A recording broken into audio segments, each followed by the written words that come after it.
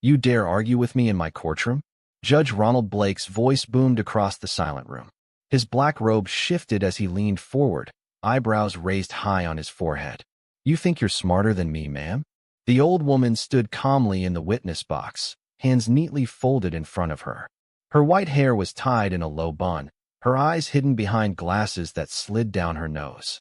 She wore a faded blue dress and a long gray coat that looked too big for her shoulders. She didn't tremble. She didn't blink. She just stared. I'm not arguing, Your Honor, she said softly. I'm simply explaining the law as it is written. The courtroom gasped. The judge's jaw clenched. That's enough, he barked. I'm fining you $500 for contempt of court. Another gasp.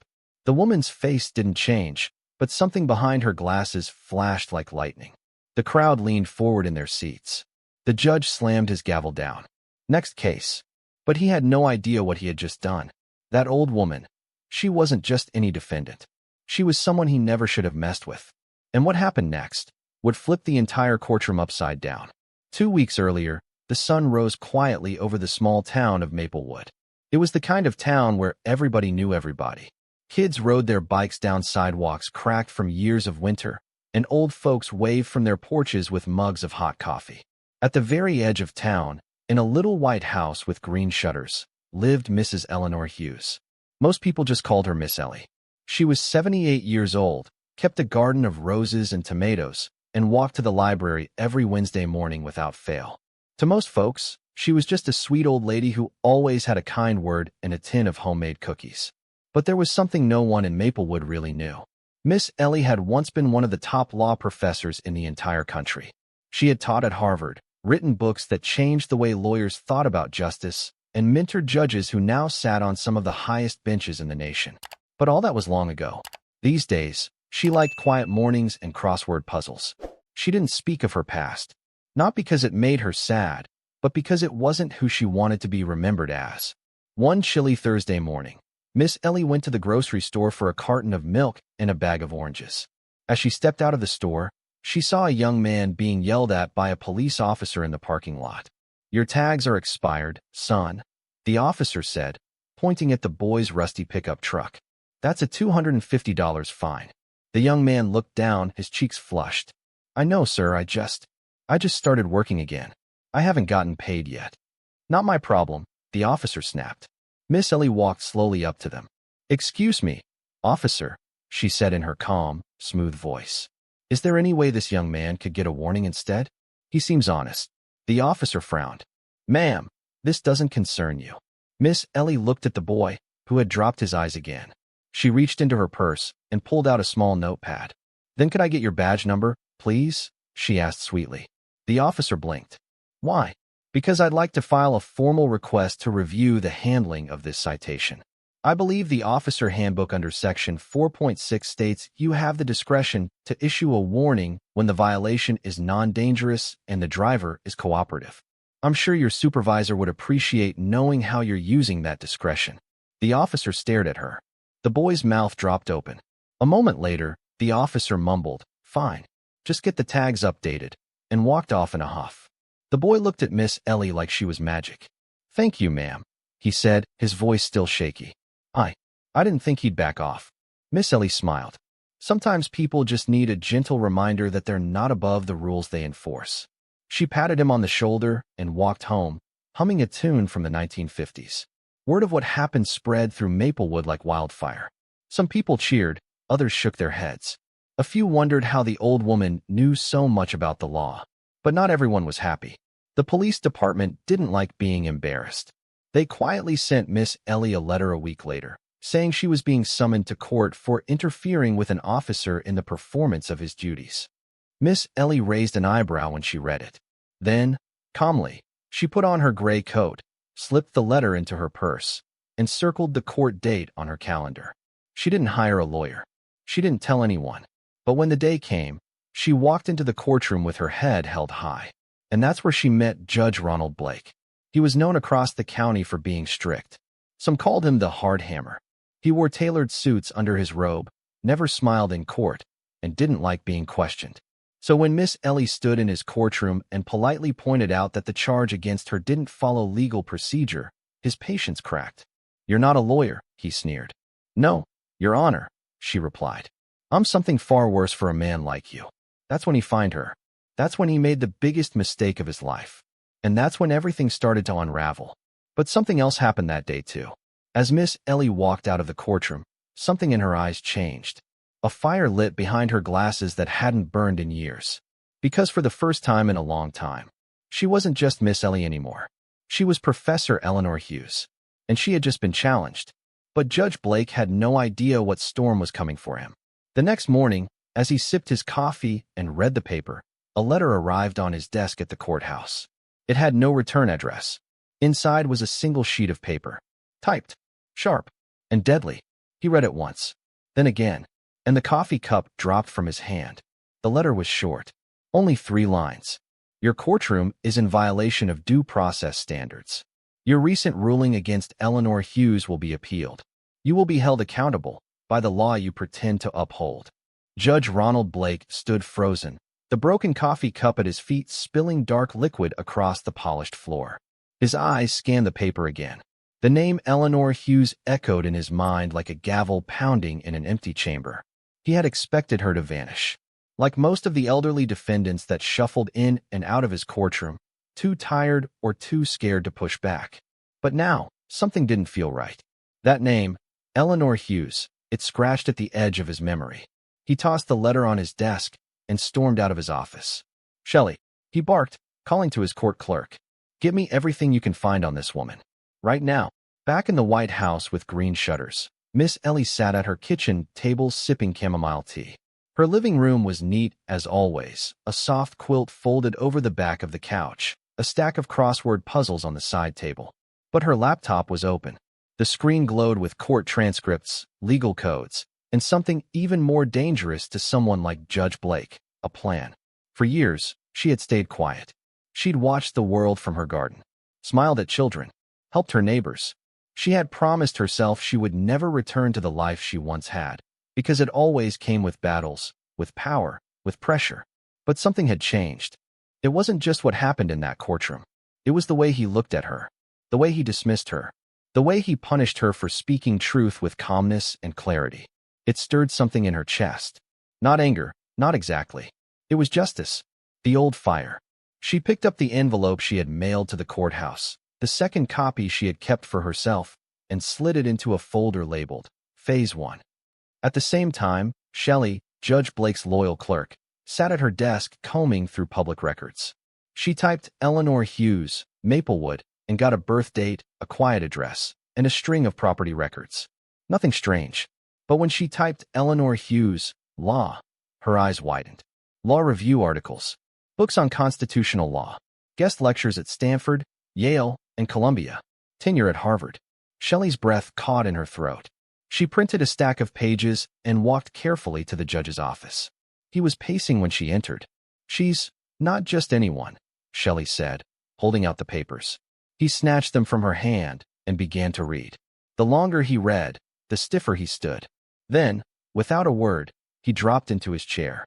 That woman, he whispered, is her. The sun had barely risen in Maplewood when the phone rang in Miss Ellie's kitchen. She answered with a warm, "Good morning." The voice on the other end was young and breathless. "Miss Ellie? It's James. James Miller." "Of course, dear. How are you?" James was the young man from the grocery store, the one she had helped with the expired tags. I'm in trouble," he said. "The police showed up at my house this morning. They said I didn't pay the fine, even though the officer let me off with a warning. They're saying I lied." Miss Ellie's eyes narrowed slightly. "I see," she said. "Tell me exactly what they said." He explained everything. How they accused him of bribing the officer, how they said he falsified the report, how they were threatening jail time. "They're trying to scare you, James," she said gently. "And I think I know why." The silence that followed was heavy. "They want to make an example of anyone I help." That afternoon, Miss Ellie didn't go to the library. She didn't bake cookies. She didn't water her garden. Instead, she walked down to the courthouse again, not for her own case, but for James's. She requested to see the clerk and filed a request to act as James's legal advisor. She didn't use any titles, didn't tell them who she used to be, just handed over the right forms and smiled sweetly. Shelley recognized her immediately, her hands tightening around the file she was holding. But she said nothing. Later that evening, as dusk crept over the town, Judge Blake sat alone in his chambers staring at the final document Shelley had printed.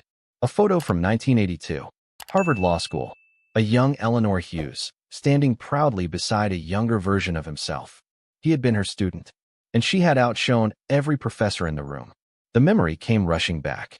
The way she had shredded his logic in front of the entire lecture hall. The way he had sworn, quietly, that no woman would ever humiliate him like that again. But she hadn't humiliated him. She had taught him, and he had never forgiven her for it. The next morning, the courtroom was packed. People had heard about the fine, about the letter, about how the old woman stood up to Judge Blake. They wanted to see what would happen next. Miss Ellie entered quietly, holding James's hand. He looked nervous. She looked like a storm hiding in sunshine. The judge entered, face tight, robe heavy on his shoulders. This court is now in session. He looked at Miss Ellie, and for just a second, their eyes met. The room was still. The judge cleared his throat. We are here today regarding the matter of Mr. James Miller, accused of interfering with an officer and falsifying a legal record. Miss Ellie stood. Your Honor, I am acting as Mr. Miller's legal advisor, with the court's prior approval. You are not a licensed attorney in this district, Judge Blake said. I am not acting as an attorney. I am assisting him as per the rights of the defendant under Rule 83.6 of the State Civil Code, she replied smoothly. Judge Blake stared at her, and then, in a voice barely more than a growl, said, Proceed. Miss Ellie stepped forward and pulled out a single piece of paper. This, she said, is a copy of the police department's own code of conduct. It states that officers may issue a verbal warning in lieu of a citation for first offenses, provided no risk to public safety is present. She handed the paper to the bailiff. The courtroom murmured. Judge Blake looked over the document. His jaw tensed, and Miss Ellie continued. Here is an audio recording of the officer granting that warning. Another paper, another gasp, obtained legally, recorded in a public space. Shall I continue? Judge Blake slammed his gavel once. That's enough. The room fell silent again. He stood slowly, and then, without looking up, said, Charges dismissed. Gasps again, but it wasn't over, because just as Miss Ellie turned to walk out, a voice rang out from the back of the room. Excuse me, Your Honor, but I'd like to address the court regarding another matter. Everyone turned. It was a man in a gray suit, tall, calm, and holding a brown leather briefcase. He walked forward and pulled out a badge. My name is Paul Hargrove. Internal Affairs. State Judicial Review. Judge Blake's face paled. I believe we need to speak, sir, the man said. Privately. And just like that, the courtroom wasn't watching Miss Ellie anymore. All eyes were on the judge. But Miss Ellie? She just smiled and kept walking. Because this storm had just begun. Judge Ronald Blake sat frozen on his bench as Paul Hargrove from Judicial Review handed a sealed envelope to the bailiff. The courtroom had gone completely silent.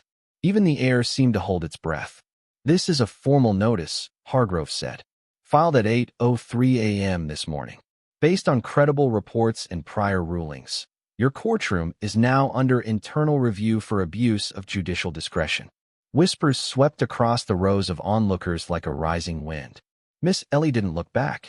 She stepped out into the hallway with James still beside her, his mouth hanging open in disbelief. Reporters, real ones, with cameras and microphones, were already outside the courtroom doors.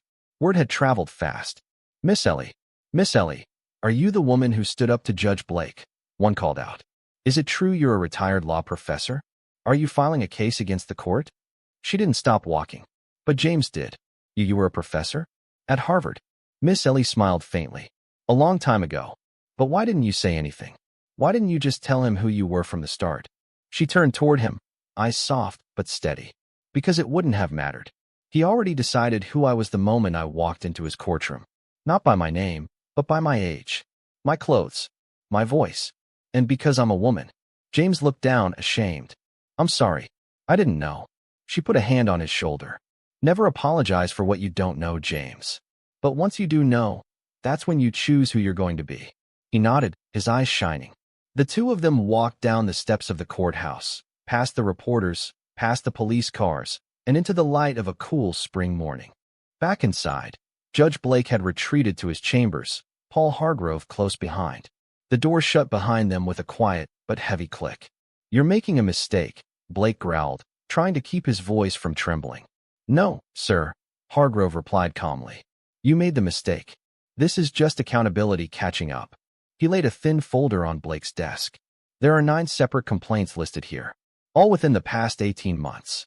Most were ignored, sealed, or dismissed. But this last one," he tapped the edge of the folder, "this one is different." Blake didn't open it. He didn't have to. He already knew what it was. "She's coming for me," he muttered. "No," Hargrove said, standing up.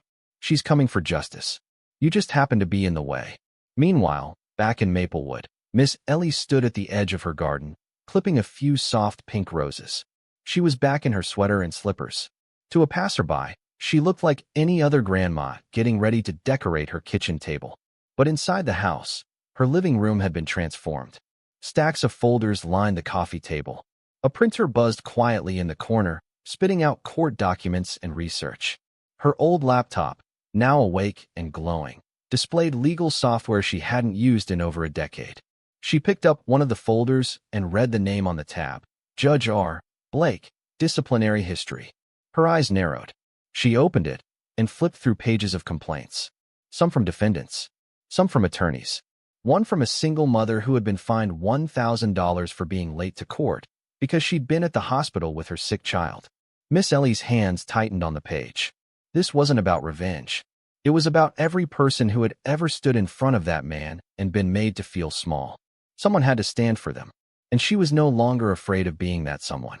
That night, a knock sounded at her door. She opened it to find a woman in a dark navy coat. Late 30s. Sharp eyes. A familiar look of curiosity and respect. "Professor Hughes?" the woman asked. Miss Ellie smiled. "I haven't heard that name in years." "I'm Assistant Attorney Karen Long," she said, holding up a badge. "We've been reviewing Judge Blake's rulings after the complaint you filed. I was told you might be willing to help us prepare a formal case." Ellie tilted her head. "And why would the attorney's office care about one bad judge in a small town?" "Because that one judge has likely cost people thousands of dollars in unjust fines, possible jail time, and fear of the very system meant to protect them," Karen replied. Miss Ellie stepped aside. "Come in." They sat for hours, talking, sorting, connecting dots between old cases and new ones. Karen was sharp, quick, and thorough, but she had one weakness. She'd never gone up against someone like Judge Blake before. Miss Ellie had. The two women worked late into the night, and when Karen left, her briefcase full and her confidence stronger, Miss Ellie went upstairs and opened a dusty box in the back of her closet. Inside were letters from former students, old lecture notes, and a small gold pin shaped like a scale, the symbol of law. She held it for a long time. Then she pinned it to her sweater. The next day, Shelley the court clerk sat in her car outside the courthouse. She hadn't gone inside. She was watching the news on her phone. Former Harvard professor Eleanor Hughes, now living in Maplewood, is reportedly assisting in a judicial review of County Judge Ronald Blake. Sources say an official investigation may lead to suspension or even removal. Her hands trembled. Shelley had worked for Judge Blake for 7 years. She had filed reports she didn't agree with, covered for his moods, closed her eyes when he fined poor families for being late or asked inappropriate questions to female attorneys. She had always told herself it wasn't her place. But now someone was standing up to him. And suddenly, she didn't want to stay silent anymore. That afternoon, she slipped a yellow envelope into a mailbox outside the courthouse. No return address. Inside were copies of internal emails, backdated case edits, and one particularly disturbing memo written by the judge himself. These types of people respond best to pressure. Make them uncomfortable. They'll break. It was about a single mother, the one Miss Ellie had read about. Miss Ellie received the envelope 2 days later, and when she opened it, everything changed. She stared at the memo, then at the emails. Then, slowly, she reached for her phone and dialed Karen Long. "Are you ready to go public?" she asked. Karen paused. "Yes. Are you?" Ellie looked at the memo again. "Yes," she said. "But this time, I won't be standing alone." The following week, they held a press conference outside the courthouse. The cameras clicked. Reporters leaned in. Karen stepped up to the podium first. The Judicial Review Committee has officially opened a case against Judge Ronald Blake for misconduct, abuse of power, and multiple violations of court protocol. Gasps. Miss Ellie stepped up next. She didn't speak loudly. She didn't need to.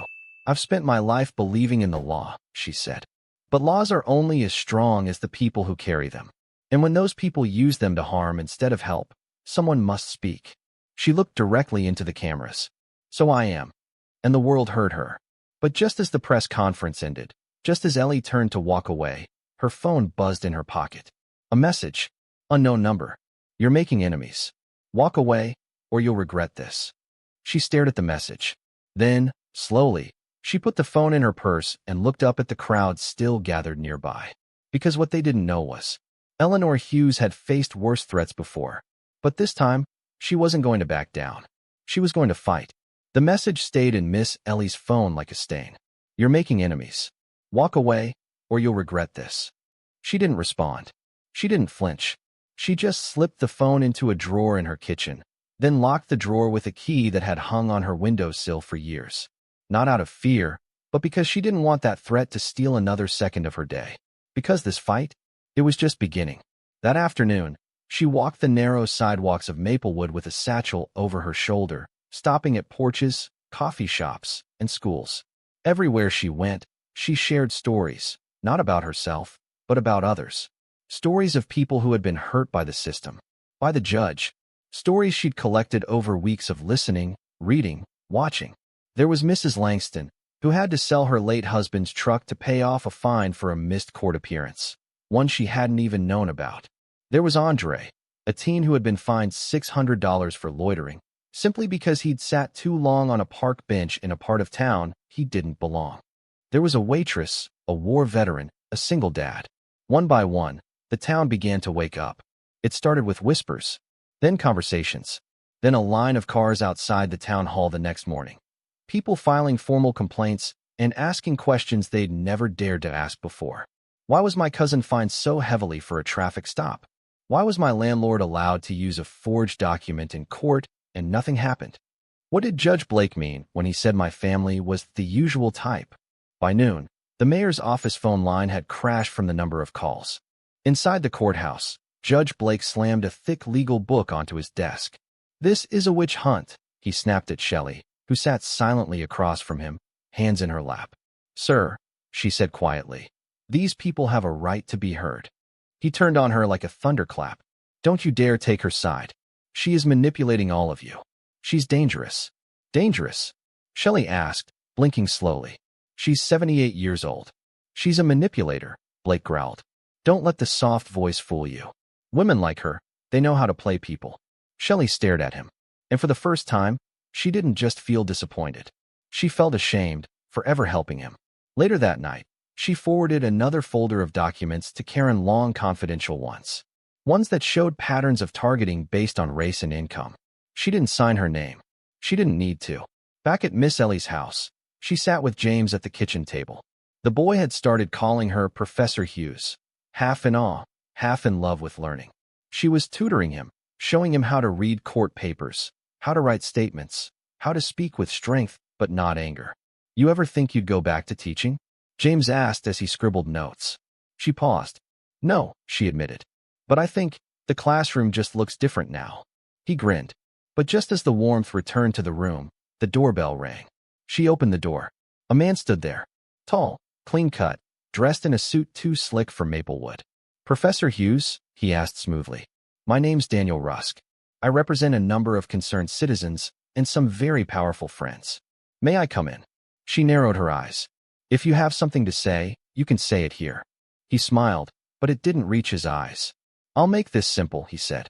There's a lot of money tied up in keeping things the way they are. Developers, investors, court systems. Your little crusade is making those people nervous. Miss Ellie didn't blink. So, she said. So, he replied, leaning forward slightly. I'm offering you a peaceful exit. We'll drop all charges against you. We'll donate $100,000 to a charity of your choice. And all you have to do is walk away. James stood up from the table and sighed. Is this a joke? Rusk ignored him. Miss Ellie shook her head. You think I'm here for attention?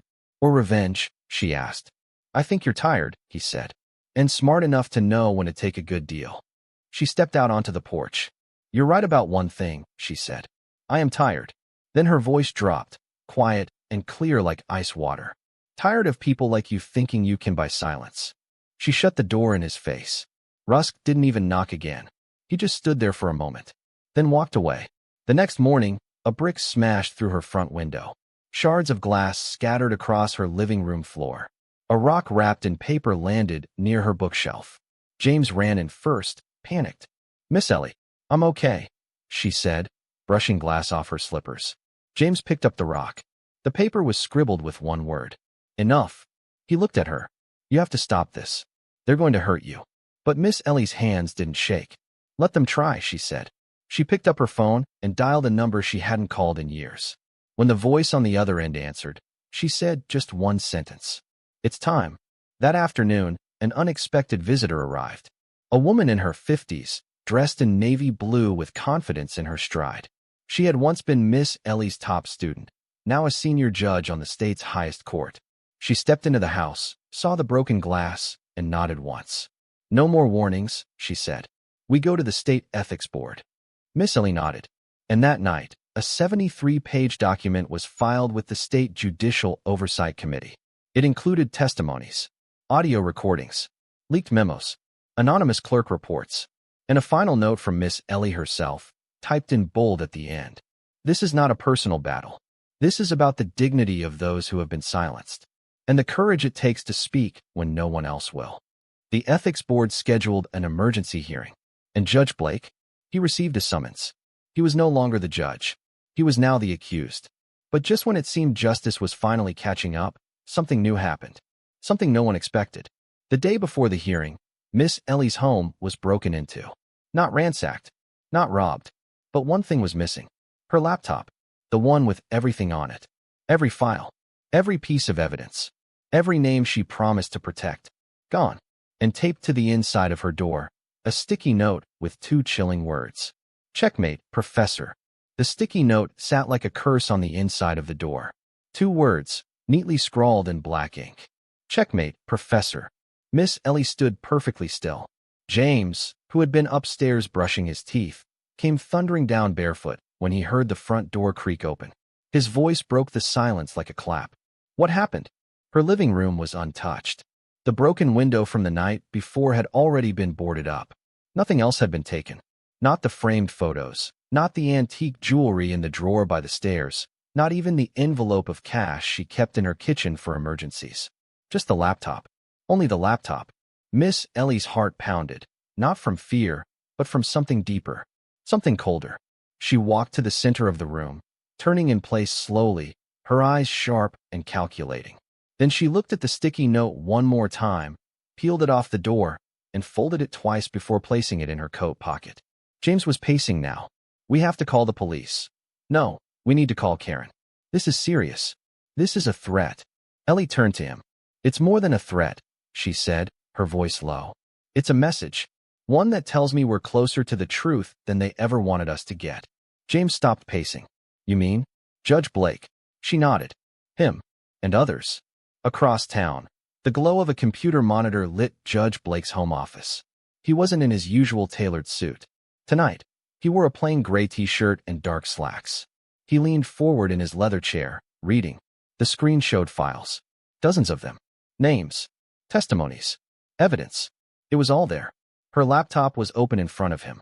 Next to it sat Daniel Rusk, the smug man in the sleek suit who had once tried to offer Ellie a bribe. His smile had faded now. He looked serious, almost nervous. You know we can't keep this, Rusk said. It's digital evidence. Traceable. If we're caught with it. We won't be, Blake snapped. We'll use it to see what she has. Then we erase it. All of it. He clicked open a folder labeled Sealed Testimonies. He read for a moment, then froze. One name. A name he never expected to see. His own clerk, Shelley Hammond. The very woman who had worked beside him for nearly a decade had filed a sealed testimony against him. He stared at the screen, mouth tight, then closed the laptop. We don't just erase this, he said darkly. We use it. We flip the game. Back at Miss Ellie's house, she moved like someone who had been through war. Calm. Efficient. She opened her kitchen drawer and pulled out a tiny metal key, the same one she'd used to lock away the threatening text earlier. She walked to her pantry, knelt down, and lifted the wood panel from the floor. Underneath, wrapped in a soft blue cloth, was a hard drive. A backup. She had known better than to trust a single device. She'd lived through too many battles. James watched, stunned. You had a backup the whole time?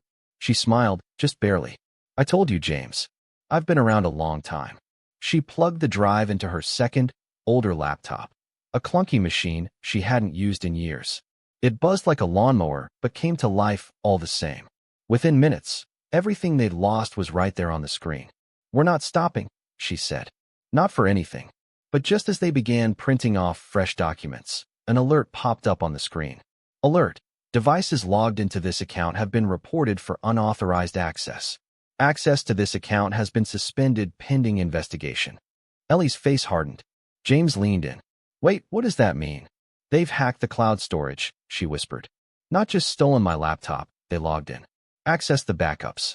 And now they've reported it. As if I'm the one who did something wrong. She stood up fast. We need to move. Now. They packed everything into a satchel, hard drive, physical notes, the backup USB. No time to think. She called Karen Long. When the assistant attorney answered, Miss Ellie's voice was direct. Karen, I need a secure location. Not tomorrow. Tonight. Less than an hour later, they were driving in James's pickup through the hills outside Maplewood. Wind howled through the cracked windows. Miss Ellie held the satchel tight on her lap, like it was holding her heart inside it. Karen met them at a small cottage near the state border. It belonged to a retired judge, an old friend of Miss Ellie's from her Harvard days. The woman, tall and proud with silver streaks in her hair, opened the door without a word and pulled Ellie into a hug. I heard what they did, she said. You've got sanctuary here. Inside, Karen sat them down with mugs of strong black coffee. I've already launched an investigation into the break-in, Karen said, and the laptop theft. But we're dealing with people who know how to erase footprints. The local PD won't find anything. Then we don't wait for them, Miss Ellie replied. We prepare for the hearing, and we bring the fire to them. Karen leaned forward. You realize if we go public with this now, they'll double down. They'll try to spin this as a personal vendetta. You'll be smeared, Eleanor. Your name, your past, they'll dig up everything. Miss Ellie's fingers tightened around her coffee mug. Then let them, she said, because I've been silent for too long. The next day, a storm rolled through Maplewood.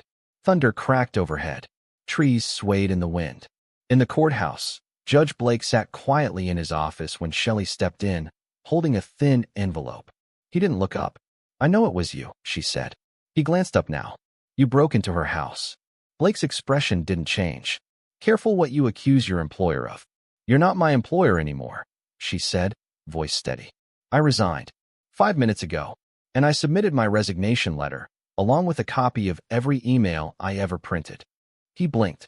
Why? Because I believed in the law once, she whispered. And she made me believe in it again. She turned to leave. And just before walking out the door, she said, she's going to bury you, Ronald. At the cottage, Miss Ellie spent the next 36 hours building the case again from scratch. She barely slept. She dictated. She corrected. She drew diagrams across a chalkboard the judge had in her study. And when she was done, she packed it all into a final binder. The truth. 78 pages of facts. Sworn testimonies. Hidden files. And her final statement. The morning of the hearing arrived. The town of Maplewood was buzzing like a hive. News vans lined the courthouse steps. Protesters and supporters stood side by side, signs raised high. Some signs read, "We stand with Ellie." Others, "Justice for the silenced." Inside the courthouse, the ethics board assembled behind a long oak table. Judge Ronald Blake stood stiffly in a charcoal suit, flanked by Daniel Rusk and 2 lawyers from the Capitol. But when Miss Ellie walked in, silence swept the room. She wore a simple navy dress, her golden scale pin glinting at her chest. She carried one binder, and behind her walked James, Karen Long, and Shelley. The hearing began. Statements were read, arguments exchanged. But then the board chairman looked up and said, "Miss Hughes, you may present your case." She rose slowly, walked to the front of the room, opened her binder, then looked Judge Blake straight in the eye, and said, "This is not about me. This is about every voice you silenced, every rule you bent, every life you broke. And now, she placed the first exhibit on the board. Now the law is watching you. But just as the room leaned in, just as she was about to speak again, a loud crack echoed through the courthouse. The lights flickered. The back doors burst open, and two uniformed officers stormed in. Everyone turned. The lead officer held up a paper. "Court order," he shouted. "The hearing is suspended. All parties must evacuate immediately." Miss Ellie froze. The binder slipped slightly in her hands. Judge Blake smirked, and from the back of the courtroom, Daniel Rusk said under his breath, "Checkmate, Professor." Chaos erupted. The wooden benches screeched against the floor as people stood. Murmurs turned to shouting. Reporters scrambled to grab their cameras. Flashbulbs popped. Security rushed to the front of the courtroom. "Everybody out, now!" The officer barked again, waving the court order like a sword. Miss Ellie stood unmoving at the center, her binder still in her hands. Her fingers clenched the edges so tight they turned white. James rushed to her side.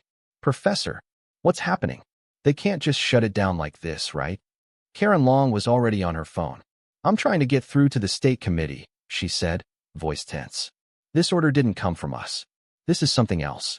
Judge Blake remained seated, arms crossed, a twisted little smile tugging at the corner of his mouth. "Don't worry," he said mockingly, his voice just loud enough for Ellie to hear. "Sometimes, the game ends before the last move." But Miss Ellie didn't look at him. She looked at the officer. "What is the reason for the suspension?" she asked, calm as ever. The officer shifted uncomfortably. "We were told there's been a breach in the court's data system. Potential leak of classified information. The ethics board hearing must be delayed until a full cybersecurity check is completed." "Convenient," Karen muttered behind her. Miss Ellie nodded once.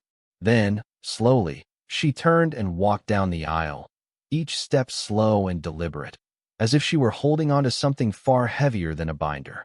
They exited the courtroom into the storm of questions outside. "Miss Ellie, are you being silenced? Was the shutdown political? Is Judge Blake behind this?" She didn't answer. Not yet. 3 hours later, in the safety of the old judge's cottage again, Karen tossed her phone on the table. "This was a hit job," she snapped. "Someone inside the committee must have been pressured. Or bribed. They timed it perfectly," James added. "They waited until you were about to bury him." Miss Ellie remained quiet for a long moment. Then she spoke, voice soft. "Let them play dirty. We just keep playing smart." Karen frowned. "But how? You've already submitted the case. They're shutting down the hearing. What's left?" Ellie stood, walked to the window, and said something that changed everything. "We go public." Karen's eyes widened. "You mean, take the entire case to the people?" "Yes," Miss Ellie replied. "The court of public opinion. Every document. Every testimony. Every abuse of power. If they want to shut down the hearing, fine. But they can't shut down the truth." She turned toward them, her face no longer gentle. It was a battle-scarred commander's. "I taught lawyers to fight in courtrooms," she said. "But this fight, this one's for the people who never made it that far. So we give it to them. Loud, clear, unfiltered." Karen nodded slowly. "We'll need media partners. Trustworthy ones. Lawyers to vet every release." "I'll call in favors," Miss Ellie said. "I taught half the people running the law school press departments. They owe me." James raised his hand. "I can help too. I know how to upload stuff to forums and social sites. I've already got a burner account with over 10,000 followers." She smiled at him, gently this time. "You're learning fast." Over the next 48 hours, the war moved online. They published documents anonymously at first, court transcripts, copies of unfair rulings, audio of Judge Blake threatening a young mother during sentencing. Then came testimonies. Real people, real names. The story exploded. Hashtag Justice for Maplewood began trending nationally. TikTok videos broke down the legal jargon into simple, heartbreaking stories. Local news stations picked it up, then regional, then national. By the end of the week, Miss Ellie's name was everywhere. Some praised her as a hero.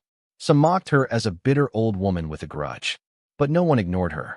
And in his high-rise apartment in the Capitol, Judge Blake watched the chaos unfold on a giant flat-screen television. He threw the remote across the room. Rusk sat across from him, looking less smug than usual. "They're making you look like a monster," Rusk said. "I don't care what they think," Blake snapped. "I want her stopped. Now." You already shut down the hearing, Rusk said. You already burned the bridge. She's not burning, Blake growled. She's thriving. He stood, pacing. Then maybe it's time we stop playing by the rules completely. Rusk looked up. You sure you want to go that far? Blake turned slowly and whispered, I want her ruined. That night, Miss Ellie received a phone call. A voice she hadn't heard in years. Professor Hughes? The man asked, his voice cautious. This is she. This is Alan Whitmore, from the Tribune. You probably don't remember me. I was a student of yours. You once spent an hour after class explaining to me how civil law worked, even though I didn't deserve it. She smiled faintly. I remember. I run the investigations desk now. We've seen what you're doing. We want to help. She closed her eyes for a moment, then said, then be ready, because they're about to hit back. And hit back they did. The next morning, the Maplewood Herald ran a front-page headline. Former professor's history questioned. Eleanor Hughes linked to ethics scandal at Harvard in 1991. It was a lie. A twisting of an old disagreement between faculty and a donor who had tried to influence curriculum. But to the public, it looked damning. By noon, 3 major news outlets had picked it up. TV hosts debated it. Pundits accused her of hiding her own sins while casting judgment on others. James paced the kitchen, furious. This is garbage. And people are actually buying it. Karen was already on the phone with a media lawyer. We'll sue for defamation. They crossed a line. But Miss Ellie was quiet again. Not because she was afraid, but because she remembered how power worked. It didn't come at you all at once. It chipped away, lie by lie, whisper by whisper. That night, she sat in the garden under the stars, her binder on her lap, and wrote something. Not for court, not for media, but for herself. A letter to her former students. To every person she had ever taught to stand up. She ended it with, the law is not a shield for the powerful. It is a voice for the silenced. And when that voice trembles, we must steady it. When it breaks, we must carry it. I am not perfect, but I am not afraid. And neither should you be. The following day, someone leaked the surveillance footage from the courthouse showing 2 officers entering the building just before the hearing was canceled. One of them had worked for Blake's private security years ago. The footage went viral. Suddenly, the lie about Ellie's past didn't matter. People were angry again. And this time, they were louder than before. A new ethics board emergency session was called. Miss Ellie received an official subpoena to appear. The hearing was back on. And this time, it would be public. Karen, smiling for the first time in days, handed her the envelope. They tried to shut you down. And they failed. But just as they celebrated, James rushed in with his phone held up. His face pale. Professor, you need to see this. He tapped the screen. A breaking news banner rolled across the top. Breaking. Judge Ronald Blake rushed to hospital. Poisoning suspected. Miss Ellie stared. Karen stood frozen. And James said what they were all thinking. Did someone just try to kill him? Silence. Total, bone-deep silence. Miss Ellie, Karen, and James stared at the glowing screen in the darkened room of the cottage. The news headline sat frozen like it had been carved in stone. Judge Ronald Blake rushed to hospital. Poisoning suspected. James looked from the phone to Ellie, eyes wide. This has to be some kind of stunt, right? He's faking it to buy time. Right. Karen's face had gone pale. She stepped closer, snatching the phone from James and refreshing the news page. Update. Judge Blake reportedly collapsed in his home office late last night. Sources confirm emergency responders discovered him unconscious with symptoms consistent with deliberate ingestion of toxins. He's not faking, Karen muttered. Ellie's jaw tightened. Her voice was steady but low. No, but he didn't do this to himself. And I certainly didn't do it. James shook his head quickly. Nobody's saying that, Professor. She raised one eyebrow.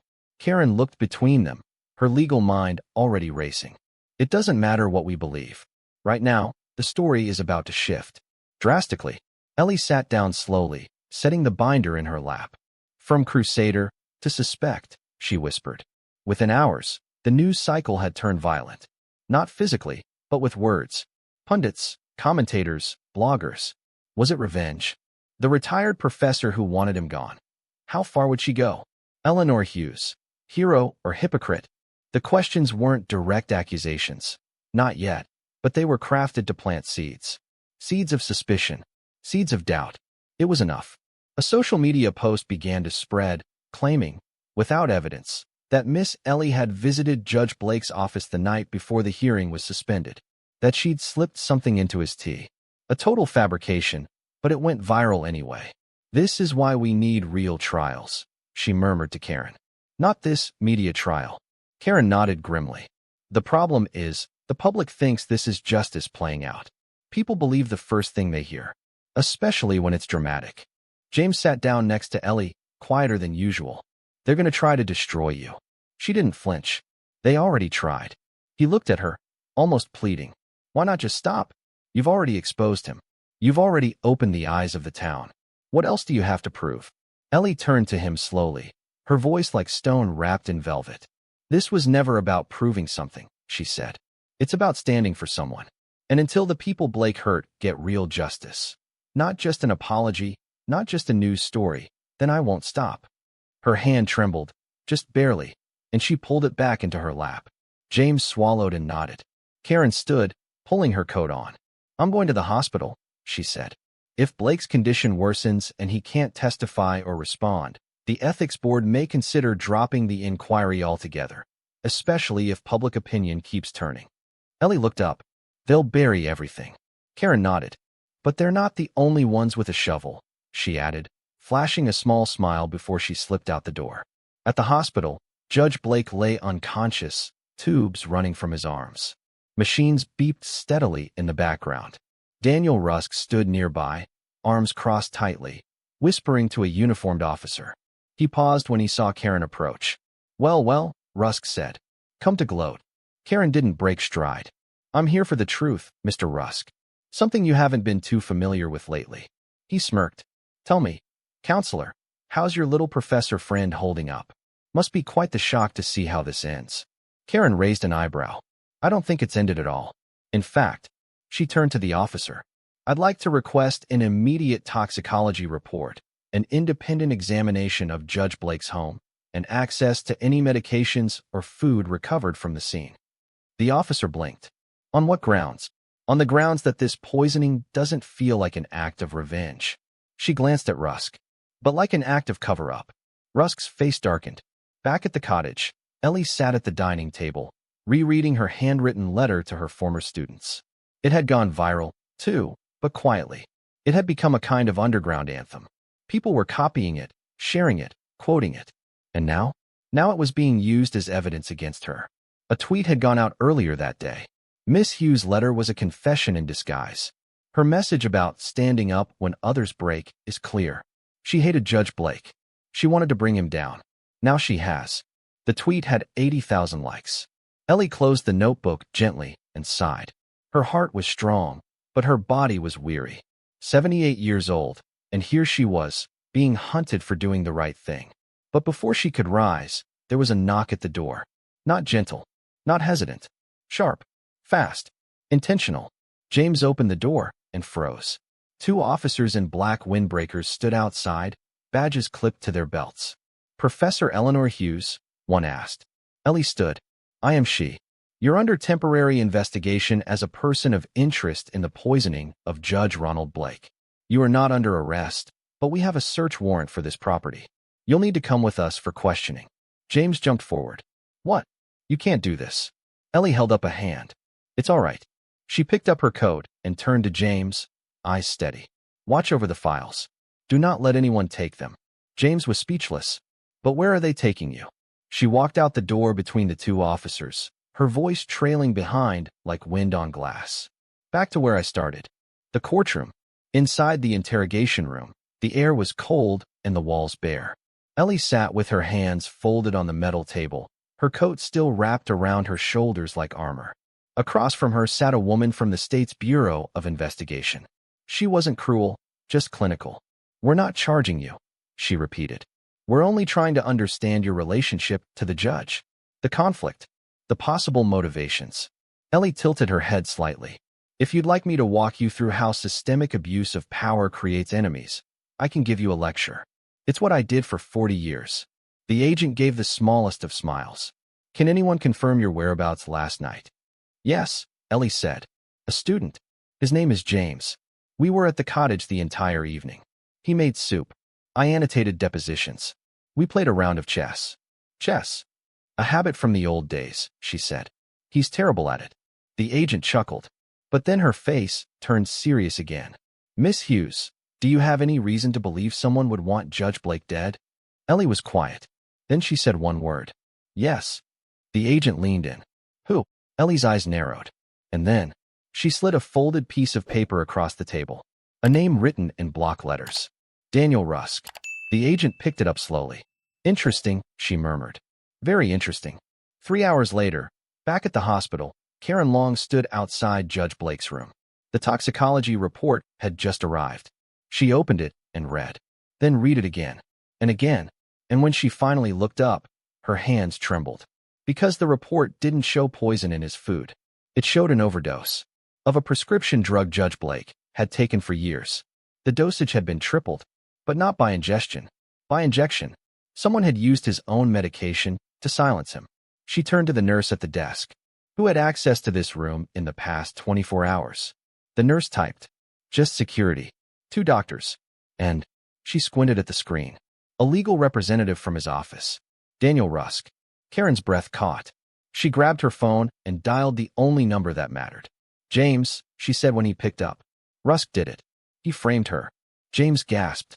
Where is she? She's being held downtown. But before she could finish the sentence, a loud bang echoed through the hospital hallway. Screams followed, and a voice over the intercom crackled. Code black. Lockdown. Active shooter. Karen's phone slipped from her hand. And in a small concrete room downtown, Miss Ellie slowly raised her head as the lights above flickered. While, miles away, someone pulled the trigger again. The sound of gunfire echoed through the whitewashed halls of the hospital like thunder crashing inside a cave. Nurses screamed. Doors slammed shut. Security guards shouted orders, their radios crackling with panic. Code black confirmed. I repeat, active shooter in the building. East Wing. Possible injuries. Lockdown initiated. Karen Long crouched behind a supply cart, heart pounding in her chest. Her phone lay shattered on the tile floor, the screen flickering. Through the slats in the cabinet beside her, she could see shadows moving. 1, maybe 2 figures, dressed in black. One of them held something heavy and dark in his hand. A gun. She reached into her blazer pocket and pulled out her ID badge. Assistant Attorney General, State of New York. Fat lot of good it would do her here. She tried to breathe slowly, quietly, but her mind was racing. Why here? Why now? Was this meant to silence Blake, or finish him? 3 miles away, Miss Ellie sat in a small gray interrogation room, unaware of the chaos erupting outside her temporary world. The fluorescent light above her buzzed faintly, flickering every few seconds like it couldn't decide whether to die or live. A young officer stood nervously in the hallway, peeking in every so often. Ellie had noticed him pacing earlier, clutching a manila folder. She tapped lightly on the metal table. The noise got his attention. You're not going to leave me sitting here forever, are you? She asked gently. He hesitated, then stepped inside. He didn't look much older than James. Freckles across his nose, uniform too big at the shoulders. He looked like a kid playing dress-up, but his eyes were troubled. I'm not supposed to talk to you until the state agent returns, he said. She leaned forward slightly, voice soft and steady. You have a conscience. I can see it from here. If there's something you know, something you've heard, something that feels wrong, you don't have to stay silent. The boy swallowed hard. There was a man, he said, almost whispering. He came through earlier today, said he was with Blake's legal team, said he needed access to transfer files from Blake's hospital room to a private firm. Ellie froze. What did he look like? Tall, slick hair, tense suit, smelled like expensive cologne. He didn't sign the visitor sheet. She nodded slowly. Thank you, she whispered. You did the right thing. Just then, the door burst open behind them. A different officer, this one older, out of breath, face pale, stepped in. Turn on the TV, he shouted. The young officer fumbled for the remote and hit the power. The news blared into the room like a siren. This is breaking news. Gunshots have been reported at St. Vincent's Medical Center in downtown Maplewood. Sources confirm that the hospital is under lockdown after an unidentified individual opened fire in the East Wing, less than 50 feet from the room of hospitalized Judge Ronald Blake. At this time, we don't know if the judge was the target or if the shooter has any connection to the ongoing investigation. Ellie's blood ran cold. Karen, she whispered. Back at the hospital, Karen was still crouched, still trying not to make a sound, when she saw movement ahead. A figure stepped into view. Not security. Not staff. Rusk. He wasn't wearing a suit now. He wore hospital scrubs and a cap, like a doctor, but his face was unmistakable. Karen's heart slammed against her ribs. He wasn't just trying to discredit Blake. He was trying to eliminate him. And now he was trying to eliminate the last link between them. Her. Karen crawled backward, slow and quiet. But her foot knocked against the metal frame of a gurney, and the sound rang out like a bell. Rusk turned. Their eyes met. He smiled, then lifted his hand, and pulled the trigger. Click. Nothing. He stared at the gun, shocked. Karen didn't wait. She launched herself forward, slamming into him with everything she had. The gun skittered across the floor. They both crashed into a rolling cart, metal trays clanging as they fell. He scrambled up first, swinging wildly. She ducked, grabbed a mop handle from a nearby janitor's closet, and swung back. It connected with his shoulder, and he stumbled. Then, bam, a real gunshot. This time not from him. From security. Rusk dropped to the floor with a howl, clutching his leg. Karen spun around to see two hospital guards sprinting down the hall, weapons drawn. Drop it. It's dropped, she shouted, backing away. Rusk groaned, hand covered in blood, eyes burning with hate. As they handcuffed him, she knelt down beside him. You almost got away with everything, she said, voice shaking. Framed a professor. Poisoned a judge. And for what? He smirked. You think this ends with me? An hour later, Miss Ellie was released from holding and taken to a safe room in the same hospital. She and Karen finally met again. Both bruised, both exhausted, both changed. You okay? Karen asked. Ellie nodded. You? Barely. They sat together in silence for a long moment. Then Karen reached into her coat and pulled out a flash drive, wrapped in gauze. This was in Rusk's pocket. I took it before they bagged him. Ellie raised an eyebrow. What's on it? Proof, Karen said. Digital logs. Wire transfers. Surveillance requests. He was working with private interests, developers, lobbying firms, even a few state officials. They paid him to protect Blake, and when that didn't work, they paid him to silence anyone who might bring Blake down with him. Ellie leaned back. So that was it. Not just one corrupt judge, but a chain of shadows behind him. She closed her eyes and whispered, We have them. Back in Maplewood, James paced the cottage like a guard dog.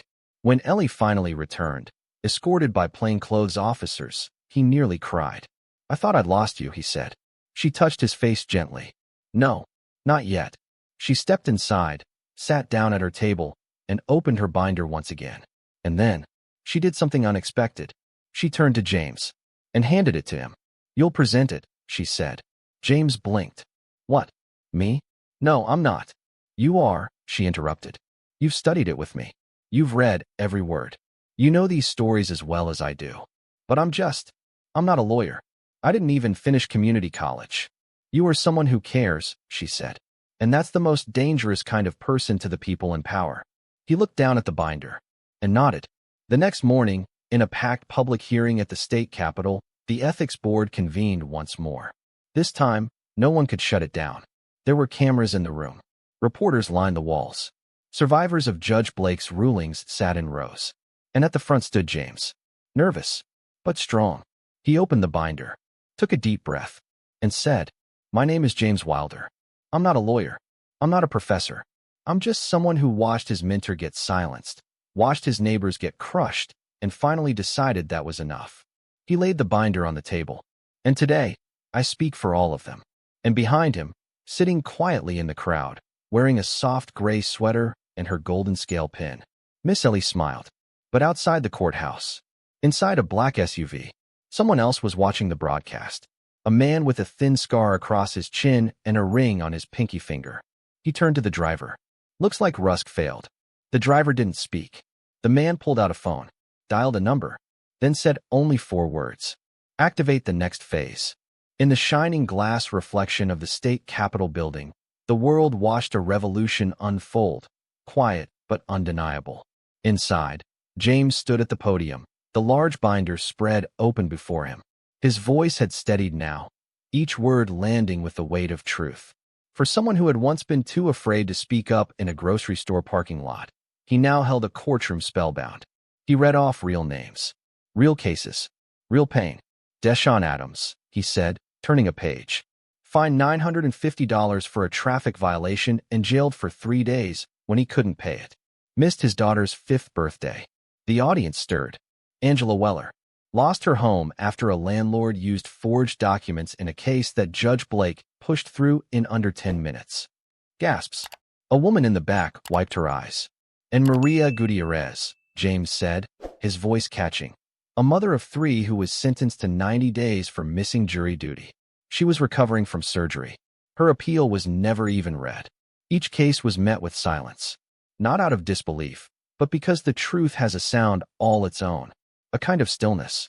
Behind James, seated among allies and strangers alike, Miss Ellie watched him, heart full.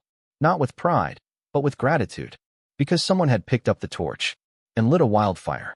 Across town, in a nondescript government building with no sign on the door, the man with the scar across his chin stepped into a small, dark room. The driver stayed outside. Inside were 3 people, seated at a round table. One wore a navy blue suit, another wore a simple black blouse, and the third wore a judicial robe. Federal. High level. Is it done? The man with the scar asked. No, the man in the navy suit said. The professor got lucky.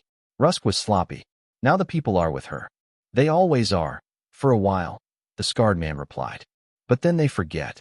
The woman in the black blouse leaned forward. Do we bury her now? Pull strings? Discredit the boy? No. The judge finally spoke, his voice low. We don't need to discredit her. He reached into a folder and pulled out a single page. A photo paperclip to the top. Miss Ellie, 30 years younger. Smiling. Under it, classified teaching records, 1993 incident. Everyone has something, the judge murmured. Even her.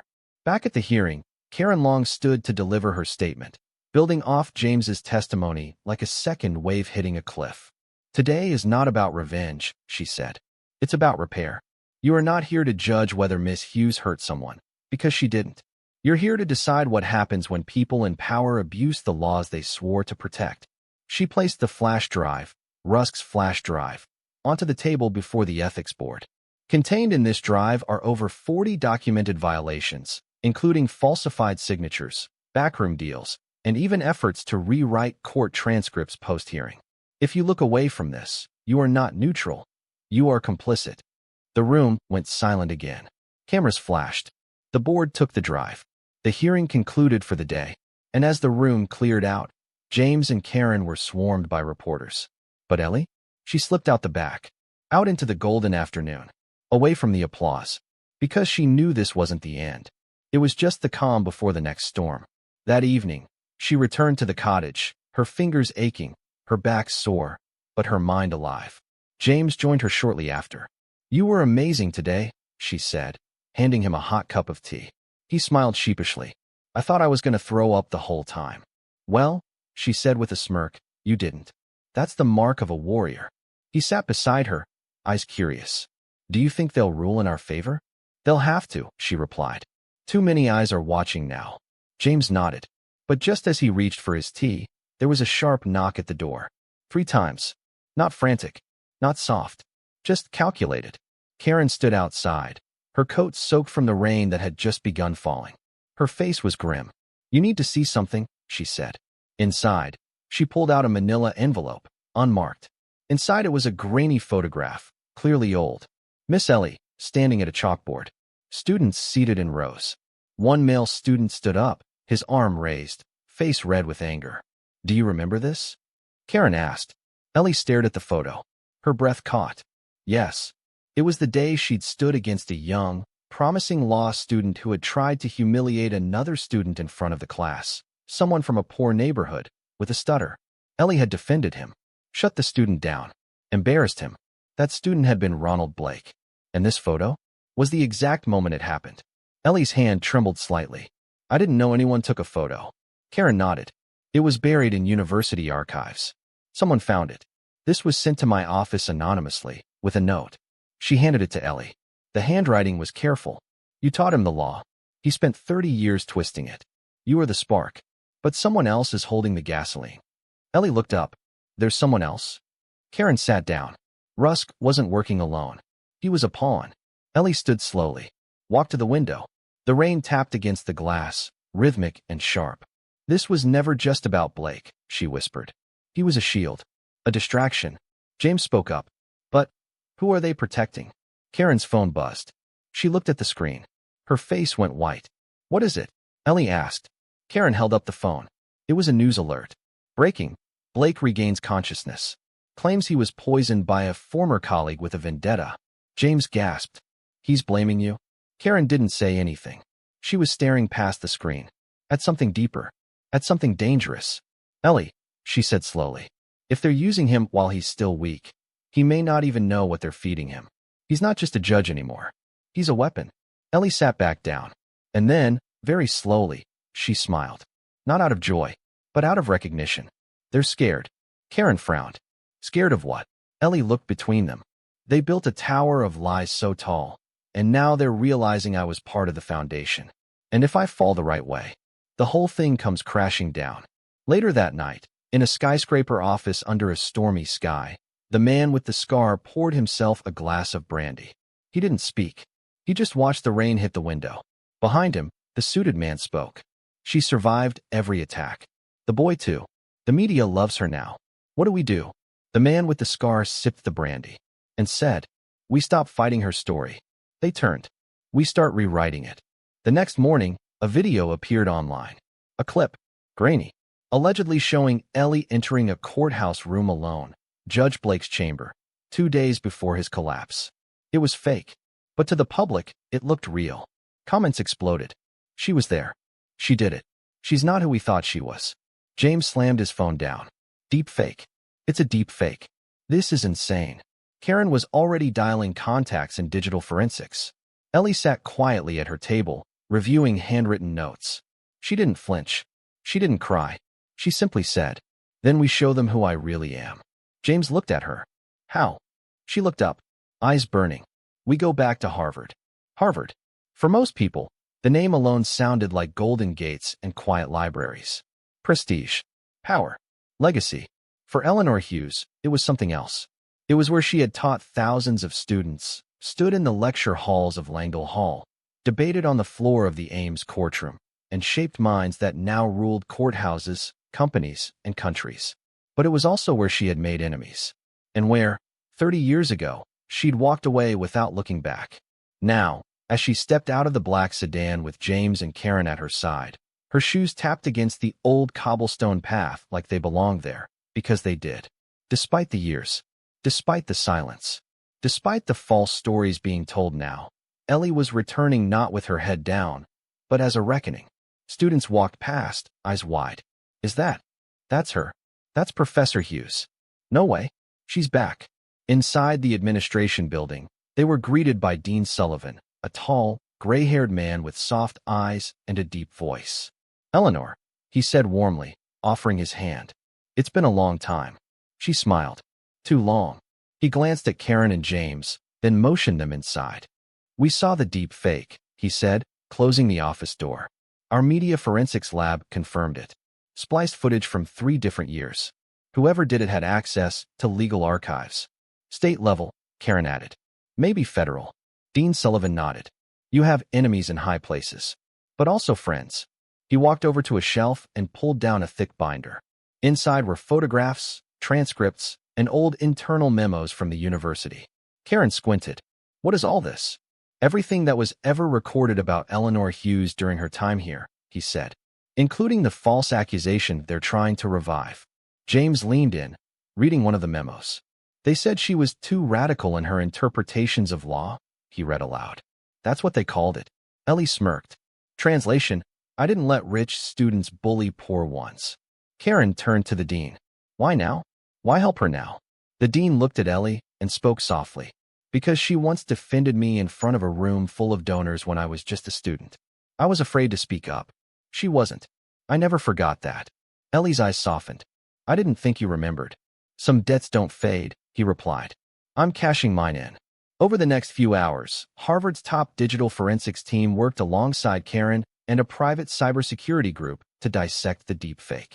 They layered the video frame by frame, cross-checked metadata, compared timestamps, and exposed the forgery for what it was, a calculated smear campaign. And they traced the digital fingerprint of the creator to a private firm in D.C., one with deep political connections and past ties to Rusk. Gotcha, Karen whispered, staring at the screen.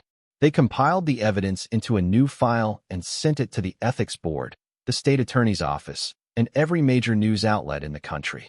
This time, they didn't whisper the truth. They shouted it. Back in Maplewood, the public was turning again. She was framed. They tried to erase her. What else have they lied about? The same social media accounts that once called her dangerous now reposted quotes from her lectures. Students across law schools shared clips of her courtroom wins. Someone even started a petition to name a new justice scholarship after her. But Ellie didn't celebrate. Not yet. Because she knew they weren't done. Not until the final nail was driven in.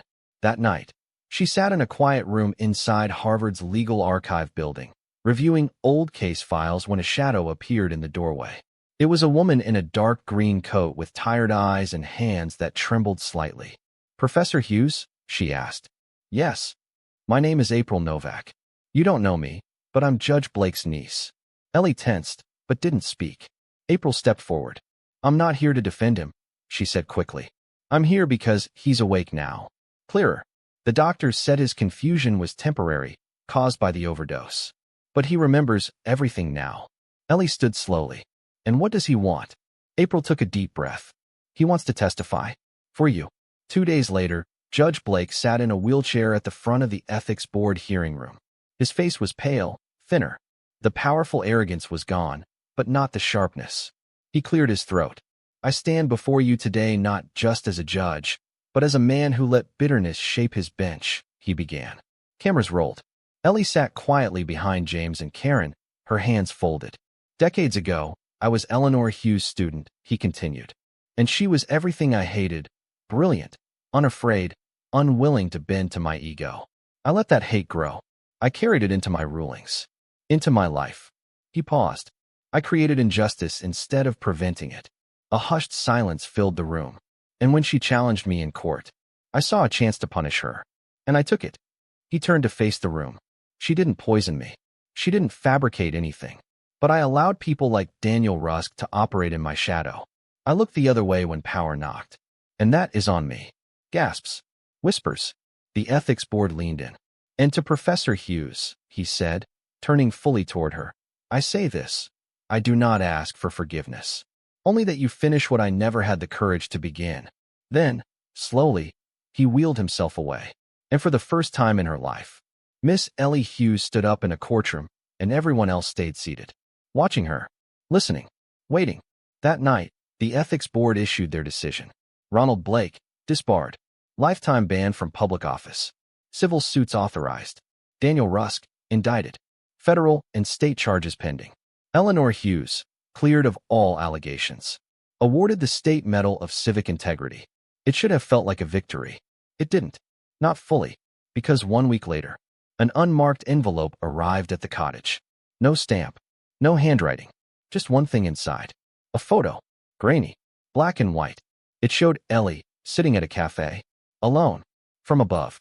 Snapped through a window. And on the back, in scrawled ink, "You won this round. But you've just stepped onto the wrong board." Karen read it. James read it.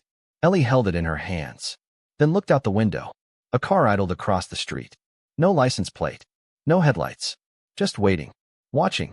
Because what none of them knew yet was this. Blake and Rusk were just the first layer. The real battle was still waiting in the shadows. Rain slicked the windows of the small cottage in Maplewood. Outside, the clouds rolled in heavy and low, like the sky itself was holding its breath. Inside, Miss Ellie stood by the fireplace, the photo in her hand. She'd been silent for nearly 15 minutes, eyes fixed not on the image, but on the implication. James paced behind her, a deep crease between his brows. "This isn't just a scare tactic anymore," he muttered. "They know where we are. They're watching you." Karen sat on the edge of the couch, a legal pad in her lap, her pen frozen mid-sentence. No return address. No fingerprints. Just like before. They're pros. Ellie turned slowly. "They want me to run," she said. "They want me to be afraid." James looked at her. "You're not." She met his eyes. "Of course I am." He blinked. He hadn't expected that. But fear doesn't mean retreat, she added, her voice steady. It means awareness. It means preparation. It means we've finally crossed the line between noise and threat. Karen leaned forward. So what do we do? Ellie set the photo on the mantel where the flames below could warm its edges. We find the board, she said. James frowned. What board? She turned to face them both fully now. They said I stepped onto the wrong board, Ellie explained. That means this isn't just about courtrooms or reputations. This is something bigger. Organized. Structured. Coordinated. Karen stood. An inner circle? Ellie nodded. More than that. A network. Like a legal cartel. Karen's eyes widened slightly. A deep bench of influence. That spans beyond the courtroom, Ellie finished. James looked from one to the other. But who? We've already taken down Blake and Rusk. They were middlemen, Karen said. They had influence, but not reach. This photo? This message? That's not revenge. It's warning from someone higher up. Karen reached into her briefcase and pulled out a slim laptop. I have a friend at the office of the Inspector General. She owes me a favor. If anyone has records of judges or political appointees with sealed misconduct complaints, it'll be them. Ellie nodded. Start there. For the next 12 hours, the cottage became a war room. Documents sprawled across the kitchen table. News clippings pinned to the wall. Thread connecting names. Places. Dates. Karen's laptop buzzed with encrypted messages from her contacts. James organized every finding with the precision of a seasoned assistant. And Ellie read, page after page, line after line, her fingers tracing the patterns hidden beneath the surface. Then it happened. A single name appeared, one neither of them had seen coming. Charles Merrick. James read aloud from the screen, former chief legal advisor to the state judiciary. Retired early. Now leads the American Legal Integrity Foundation. Karen frowned. That's a public watchdog group. On paper, Ellie said. But he's been quiet. Too quiet. And his name shows up on campaign donations, judicial appointments, and two of the Rusk firms that tried to block my testimony. She pointed to the screen. Follow him. The next day, James booked a bus to D.C. Karen insisted on going too, but Ellie stopped her. They're expecting someone official, she said. Not a 21-year-old student with a backpack and a casual smile. James grinned nervously. Casual smile is kind of my thing.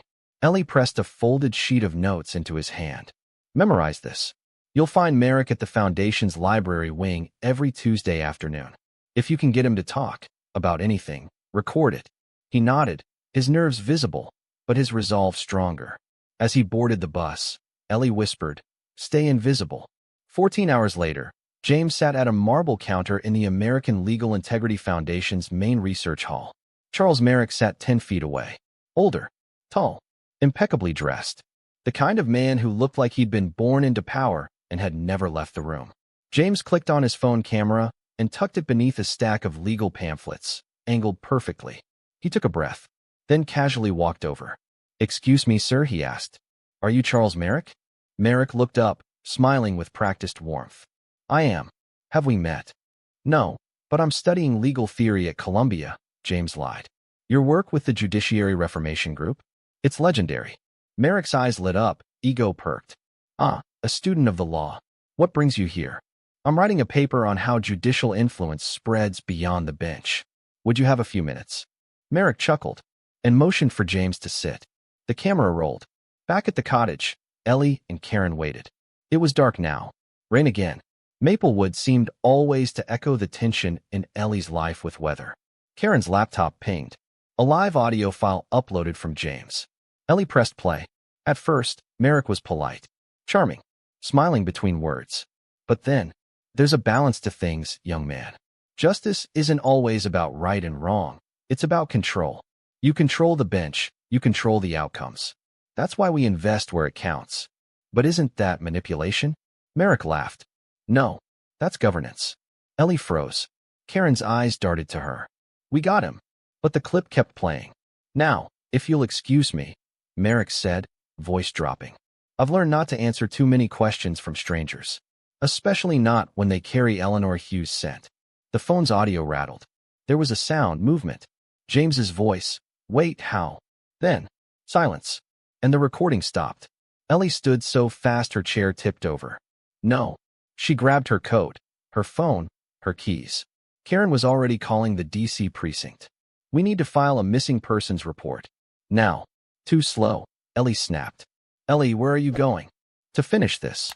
That night, Eleanor Hughes arrived in DC not as a guest, not as a tourist, but as a threat. She stepped into the shadows of a city that had once tried to forget her. Now, it would remember her. Because someone had taken her student. Someone had declared war. And they had no idea. She still had moves left. Washington, D.C. pulsed under Ellie's feet like a city breathing secrets.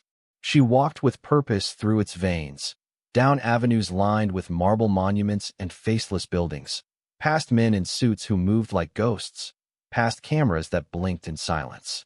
The night swallowed most things. But not her. She had come for James. And someone, Charles Merrick, was going to give him back. Karen called again as Ellie crossed into the neighborhood that housed the American Legal Integrity Foundation's private offices. Still no update, she said, breath ragged from hours of calling every contact she had. The DC police haven't filed a full report yet. They say it hasn't been 24 hours. They won't need to, Ellie interrupted. Because I'm going to find him myself. Karen was silent on the line. Then softly, Ellie, be careful. But it was too late for caution. Miss Ellie walked up to the side of the stately brownstone, past the locked front doors, past the reception hall. She didn't knock. She didn't ask. She followed the building's side path to a back entrance. A service door, one she'd remembered from decades ago, back when Merrick had been nothing more than a puffed-up grad student shadowing Supreme Court lectures. She picked the lock with 2 pins and a bobby pin from her bun. Click. The door opened like it was waiting for her. Inside, the hallway was quiet. Polished wood. Thick rugs that swallowed her footsteps. Third door on the left. She opened it. And there he was. James. Tied to a chair. Gagged. Eyes wide, but alive. She rushed to him, tore off the gag, and fumbled at the zip ties. Are you hurt? She whispered. He shook his head, breathing hard. They knew I was coming. He knew. He said your name. Ellie's hands didn't stop moving. I know. I heard the recording. I'm so sorry. Then, from behind her, touching, she spun. Charles Merrick. Perfectly dressed. Perfectly calm. Holding a gun. I wondered how long it would take for you to walk through the door yourself, he said. Ellie stood between James and the barrel. Let him go. I will, Merrick replied. After we have a conversation. You and me. Professor to professor. Ellie's voice dropped, calm as ever. You're not a professor. You're a parasite. He chuckled. Is that what you called Blake before he unraveled? You used Blake. And Rusk. And a dozen others. Judges. Donors. You hid behind them and pulled the strings. Merrick shrugged. Every empire needs architects. This isn't an empire, Ellie spat. It's a graveyard of ruined lives. And it ends tonight. Merrick's eyes flared. You think this ends with me? You haven't even seen the others. I don't need to, Ellie said. And from her pocket, she pulled out her phone. Still recording. Still streaming. Live. Merrick blinked. What is that? Everything, she said. Because while James had disappeared, Karen had released the first half of the audio to the public. The rest of it, including what was happening right now, was being streamed live to over 2 million viewers. And Merrick? He'd just admitted his part in front of them all. You, he growled. You're already done, Ellie said. But Merrick raised the gun. I may be, he hissed. But I'm not leaving without a parting gift. Then, crack. A gunshot. James flinched. Ellie stumbled. And Merrick fell to his knees. Behind him, in the doorway, Karen, holding a pistol, hands shaking, but steady enough. Merrick crumpled to the ground, wounded, screaming. The gun clattered beside him. Karen ran in. You okay? James nodded. I am now. Ellie swayed, catching herself on the chair. You're getting faster. Karen smirked. I've had the best teacher. The aftermath was swift. Merrick was arrested, publicly indicted for conspiracy, obstruction, kidnapping, and judicial corruption. More names spilled from him under pressure. State senators, corporate lobbyists, judges still sitting on high benches. It became the largest judicial corruption scandal in state history. And at the center of the storm? Not the men in suits. Not the talking heads. But a 78-year-old retired professor from Maplewood. Eleanor Hughes. She didn't give interviews. She didn't sell book rights. She didn't make a speech. Instead, she returned to her white cottage with green shutters. She planted her roses again. She baked cookies again. She taught James the finer points of appellate procedure every Tuesday morning. And when a knock came at her door one breezy spring afternoon, she opened it to find a group of law students holding a plaque. Professor Hughes, one of them said, nervous, we started a fund. It's a full scholarship for law students from underrepresented communities. We want to name it after you. Ellie's eyes misted. She reached out, touched the plaque with trembling fingers. It read, the Hughes Legacy Scholarship, for those who speak when others fear to. And for the first time in many, many years, she let the tears fall, not for the fight, but because it was over. Later that evening, she sat on her porch with James. Do you regret it? He asked. She looked out at the horizon, where the sun was setting soft in gold. I regret staying quiet for so long, she said, but not the noise I made after. He smiled. You changed everything. No, she said. We did. And somewhere far away, in another courthouse, a judge read a case differently because of her. Somewhere in a classroom, a student stood up for someone being silenced. Somewhere in a boardroom, someone paused before signing something unjust. Because one woman refused to be dismissed. One student refused to stay afraid. And because truth, once awakened, doesn't go back to sleep.